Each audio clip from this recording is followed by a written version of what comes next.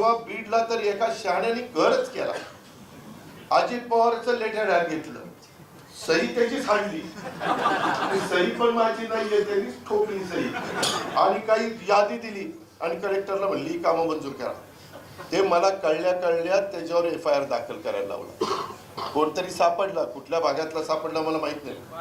ज्याला काय पोचलीत बघायला मी एवढा कडक माझी सही करतोय आणि यादी करून कलेक्टरला देतोय, हे दादानी सांगितलं. कठीण आहे, कठीण. हे असलं काही तुम्ही कुणी करू नका. मी चांगल्याच्या पाठीशी सगळी ताकद पाण्याला लावेल बाबांना. पण आणि म्हटलं की दादा आता इथं चुकले, एकदा पदरात घ्या, आता पदर फाटून गेलाय, पदरात काही घेणार नाही आणि धोतरात पण काही घेणार नाही.